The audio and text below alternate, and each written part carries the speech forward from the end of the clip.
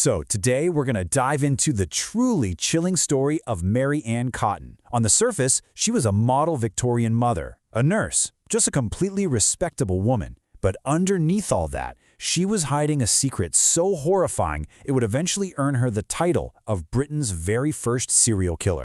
And let's just get right to the headline number, because it is staggering. Mary Ann Cotton was suspected of murdering up to 21 people. Just think about that. Her victims, they were husbands, lovers, her own mother, and, this is the most shocking part, her own children. It's a number that's almost impossible to wrap your head around. Which, of course, brings us to the biggest question of all, right? How on earth does a girl who was described as exemplary in Sunday school turn into a cold, calculated killer who methodically poisons her own family? That's the mystery we're going to try to unravel here. All right, so to really get this story, we've got to go back to the beginning. She was born Mary Ann Robson way back in 1832 in County Durham, England. Her early life was pretty tough. Her dad was a miner who died in an accident when she was only 8. But even with that hardship, everyone who knew her as a kid thought she was just full of promise. I mean, listen to this quote from her Sunday school superintendent. He called her a girl of innocent disposition and noted she was distinguished for her particularly clean and tidy appearance. This public image, this respectable, tidy, innocent young woman, it stands in such stark contrast to the darkness that was growing inside her. It was, the perfect disguise. So this is where things start to take a really dark turn. Mary Ann's life of crime really began after she got married, and a horrifying pattern started to emerge almost immediately. You have to remember, this was an era where infant mortality was tragically high, and people got sick with mysterious illnesses all the time. A diagnosis of gastric fever was common, and for Mary Ann, it became a very convenient cover story as the people closest to her started dying. And wouldn't you know it, with every death, she made a profit.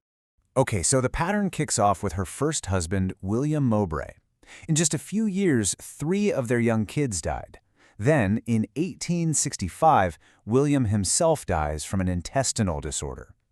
Now, so many sudden, stomach-related deaths in one family seems like just terrible luck, but back in Victorian England, it wasn't completely unbelievable.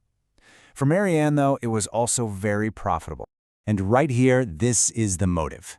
Mary Ann collected a £35 insurance payout for William's death. Now, that might not sound like a lot, but at the time, it was a huge sum of money.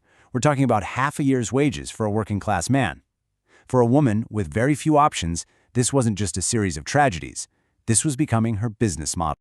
And it didn't stop there. The pattern just kept going. Her second husband, George Ward, who she actually met while working as a nurse, also died after a long illness with, you guessed it, intestinal problems. And once again, Mary Ann was there to collect the insurance money. The pattern was now locked in. From this point on, things just spiral. Mary Ann's crimes escalated. She gets bolder, more ruthless, and the body count just starts to rise at this alarming rate as she moves from one household to the next, leaving this unbelievable trail of death behind her. I mean, just look at this list. The sheer scale of the horror during her time with her third husband, James Robinson, it's laid bare right here. The list of the dead around her is almost unbelievable. We're talking about her own mother, her last surviving daughter from her first marriage, 2 of her stepchildren, and even her own newborn baby. And you know what finally ended this chapter? You'd think it would be the string of deaths, right? But no, it was money. James Robinson got suspicious, not because his family was dropping like flies, but because he found out Mary Ann had run up huge debts and was stealing from him. It was her financial desperation that exposed her, and he threw her out on the street. But Mary Ann, she just moves on, like nothing happened. She commits bigamy by marrying a man named Frederick Cotton, and like clockwork, the stomach ailments are back. Frederick's sister, the one who actually introduced them, died, then Frederick himself died, then 2 of his sons died. The web just kept getting wider and wider. After all this, after getting away with murder for years, it was her own arrogance that finally did her in. A single careless comment was all it took to bring the whole thing crashing down. So here's what happened. The scene was set when Mary Ann was complaining about her last remaining stepson, a boy named Charles Edward Cotton. In her eyes, he was just a burden, and she wanted him sent off to a workhouse. And the man she complained to was a local parish official named Thomas Riley. This was the moment. This was when her entire world came crashing down. She told Riley, "I won't be troubled long. He'll go like all the rest of the Cottons." Here's the fatal mistake. What she didn't realize was that Thomas Riley wasn't just some parish official. He was also the assistant coroner. And that one comment just set off this incredible chain reaction. When young Charles died just 5 days later, a very suspicious Riley went straight to the police. They convinced the doctor to hold off on the death certificate. Then the press got a hold of the story and started digging, uncovering her long, deadly history.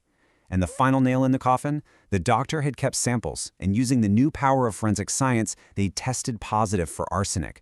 The game was up. So, of course, Mary Ann Cotton's arrest led to this absolutely massive, sensational trial, which all ended in a very grim and very public end to her story. At the trial, it really boiled down to two completely different stories. The prosecution argued it was deliberate poisoning, plain and simple. She murdered her stepson with arsenic for insurance money. But the defense came up with this pretty creative alternative.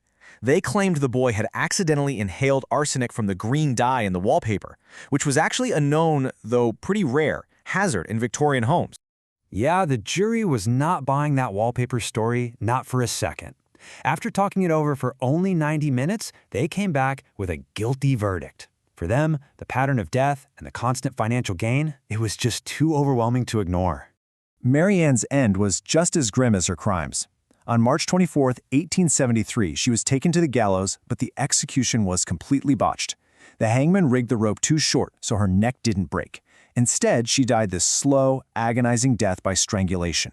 It was a gruesome end that some people actually believe was done on purpose. And this is the final, devastating tally of her actions. Mary Ann Cotton gave birth to as many as 13 children over her lifetime.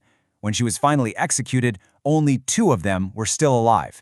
It's just a stark, heartbreaking reminder of the real human cost of her horrific crimes. You know, the story of Mary Ann Cotton is so horrifying not just because of what she did, but because of how she did it. Hiding in plain sight, using the trust that everyone gives to a mother and a nurse as her greatest weapon. And it really leaves us with this one deeply unsettling question.